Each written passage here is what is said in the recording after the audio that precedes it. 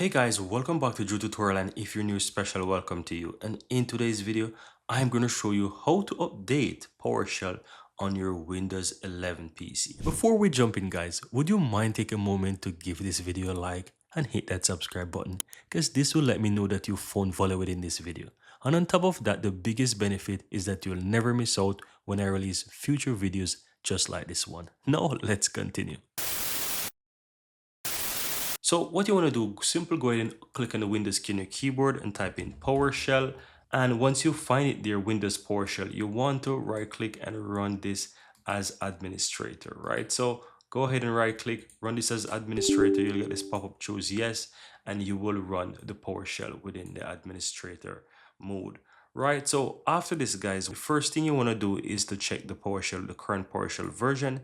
And I would like to state that there are 3 commands I'll be using within this tutorial, so you'll find them within the description of this video so that you can easily go ahead and use those commands in your updating. Right, so I'm going to copy the first one here, and I'm going to simply right click and paste. And as you can see, it's $PS for PowerShell versions table, and you just need to hit enter there, and this is going to show you the current version of PowerShell. So as you can see under the PS version, I have a 5.1 version there, and this is the current version of PowerShell, right? So the next command here guys is this winget space search space Microsoft.PowerShell, right? And please know that these are case sensitive, so you want to write them as is, but you'll be finding these within the description of this video so that you can easily copy paste these. Now what this command does is going to give you the latest versions, let's say, of PowerShell, so that you know what versions are available. So I'm going to simply hit enter. Now here you got a pop-up, the MS Store want you to view some source requirement before, so all you have to do, just simply go ahead and press Y for yes, hit enter, and then from there you will be able to see the current versions, right? So if you see this, don't worry about it, just go ahead and press yes so that you can see the current versions of PowerShell.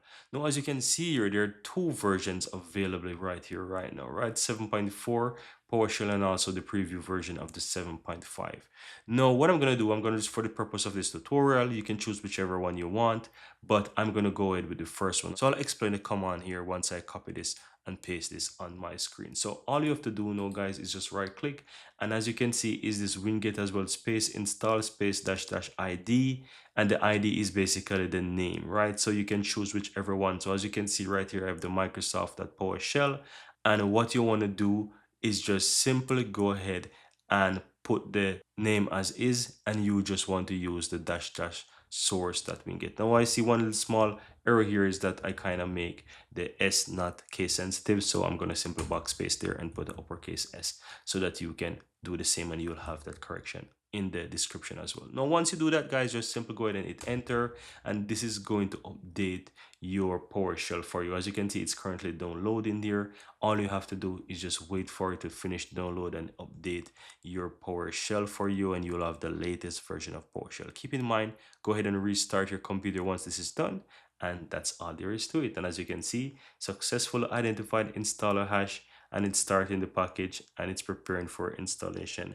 And once this is done, that's all there is to it. Here you have it guys. I really hope you found value within this video, and if you do, don't forget to take a moment to give this video a like and hit that subscribe button so that you'll never miss out when I release future videos just like this one. Thank you guys for watching, and see you next time.